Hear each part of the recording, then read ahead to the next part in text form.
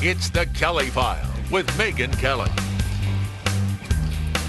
So I was on vacation last week, and while I was gone, Hillary Clinton's email story officially appears to have collapsed.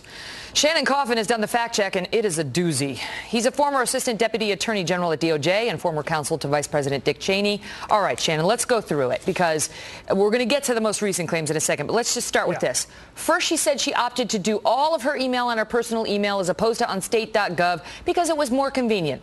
Go.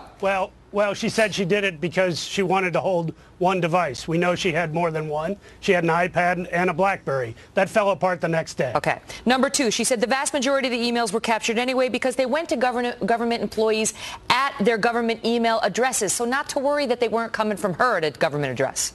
The next day, the State Department's Inspector General said, hey, we're not capturing these things. Only 61,000 out of more than 1 billion emails in the State Department in 2011 were captured. Again, gone. She said other secretaries of state did it just like I did it.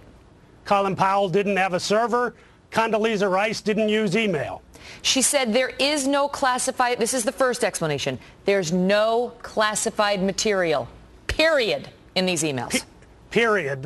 We know that's not true now because of inspector generals who have found 4 out of a small sample of 40. But the State Department has also classified now and are looking at over 300 additional emails, and they have tons more to go. Okay. She says the use of personal email was permitted by the State Department. I did nothing wrong, ethically or legally. This is one that they think that if they keep saying it, someone's going to eventually believe it.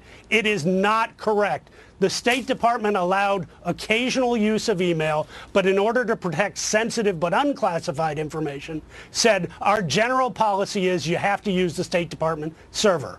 And she herself said you shouldn't use personal email. We forgot about that. She sent a cable out to the field in 2011 that said stop using your personal email for official purposes. Okay. Then she changed it. Once it became clear that there was classified material, contrary to the initial denial, she said there was no classified material that was classified at the time it was sent.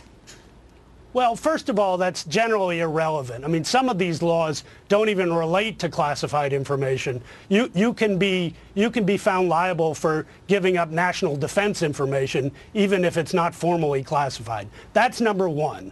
But secondly, and more importantly, the very nature of this information from the beginning showed that it should have been classified. Again, the Inspector General said at least 2 of these emails were classified top secret from the beginning and should have been treated that way. Which speaks to the final claim she made as well, which is, well, as it turns out, they were classified at the time they were sent, but now she says, well, it's never marked that way. And your point is she should have known the reason they don't rely on exclusively the markings is because it's not a reliable system. Sometimes confidential and classified information shows up in these emails. That's why they don't want you to do it on your personal email. Gmail, as it turns out, is not as secure as the official system. Here's the last thing I want to ask you about. So after all this comes out, and every claim she has made on this has been reversed, and it's been found out untrue, and it's been fact-checked by organizations left and right.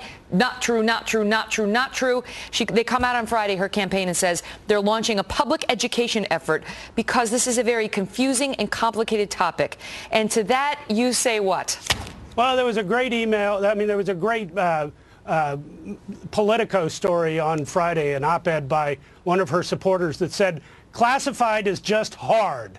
Well, it's hard, yes, but there are rules in place that someone like Hillary Clinton should know. And it's not just about the technical question of whether this is classified. Remember, she took an entire system offline, an entire email system, and privatized it. That in and of itself wasn't allowed, and it led to the very risk of disclosure of important and sensitive national security information.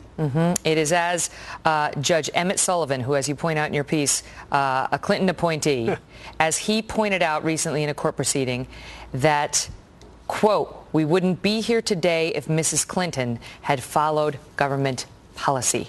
Shannon, great to see you. Take care, Megyn. It's going to be in the National Review tomorrow. Well, there is also new outrage tonight as a decorated Green Beret fights to keep his job after getting in trouble for defending a rape victim overseas.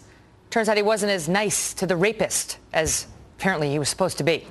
We'll speak to the congressman trying to help this soldier. Plus, 3 brave Americans take down a gunman on a train, saving an untold number of lives. Now they're being honored by the French government, and one of their proud parents is here live. The gunman would have been successful if my friend Spencer had not gotten up. So I just want that lesson to be learned going forward in times of terror like that, to please do something. Don't just stand by and watch.